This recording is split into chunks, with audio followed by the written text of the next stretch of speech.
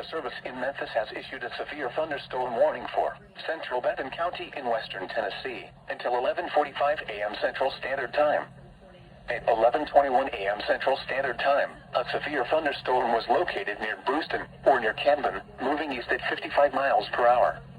Hazard, 60 miles per hour wind gusts. Source, radar indicated. Impact, expects damage to roofs, siding, and trees. Locations impacted include Camden and Nathan Bedford Forest State Park. For your protection, move to an interior room on the lowest floor of a building.